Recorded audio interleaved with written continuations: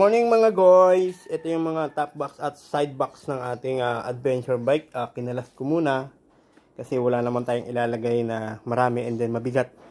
And then sagabal sa OBR o back ride natin. Malalaki yan mga boss, siguro lagpas 10 kilo yung tatlong yan. Ayan, so ito yung ating adventure bike. Ito yung itsura niya nung walang mga box, no? Ayan, so normal na physical ng isang adventure bike. Ayan. So, ganito talaga mga itsura ng mga adventure bike maliban sa mga scooter, no, na adventure bike. Ayan. May tuka, may tapolodo, mataas yung harapan, nakaumbok yung tangke. Ayan, oh. Ayan. Ito yung nakakapanghinayang na motor na hindi naman pumatok dito sa Pilipinas.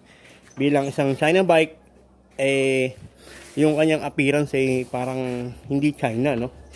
Dahil quality at maganda ang performance ng makina niya. Zhongzhen. So meron itong single overhead cam, dual 4 valve single overhead cam. Ayan. And then kung ito ay pumatok o naging mabenta sa Pilipinas, malamang nakarating din dito yung kanyang mga latest version.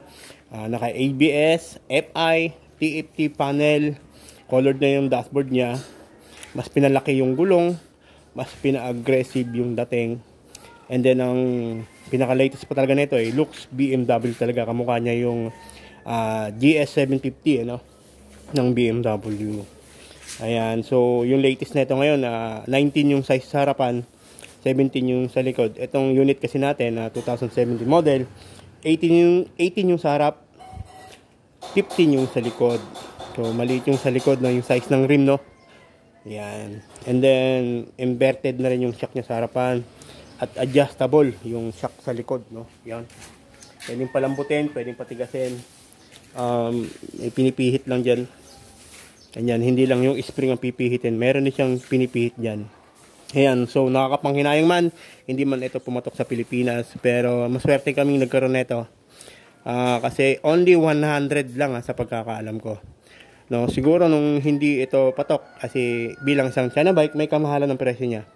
So sa kas niya dati 130,000.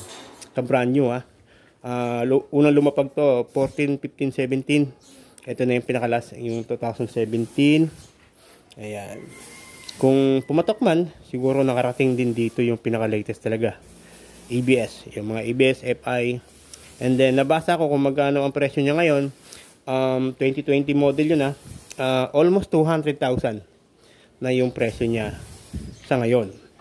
Dahil 2024 na ngayon, baka mas mahal na, no?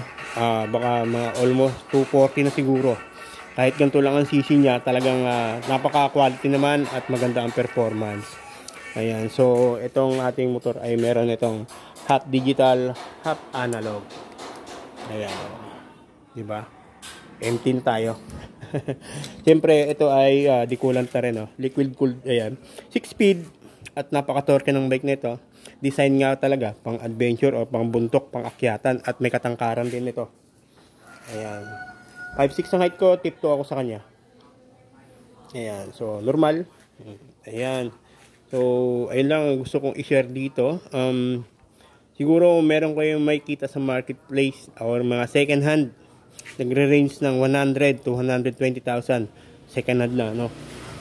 Ayan, sayang, sana nagpatuloy ito at dumami sa Pilipinas. Pero nabalitaan namin, kaming may mga ganito ay discontinue na ito at nakapokus na yung company sa mga higher nilang motor, higher CC kumbaga, mas pina-modelo, mas pina-high-tech. So ayun lang gusto kong i-share dito sa inyong ating adventure bike. Bagamat man ito ay hindi pumatok sa Pilipinas, mapalad kaming nagkaroon ng ganito. Ayan, for keep itong motor nito dahil rare lang to, no? Rare. Kumbaga kasi limited edition lang. Iilan lang tong lumapag sa Pilipinas. So ayun lang mga guys. Peace po sa inyo lahat mga guys.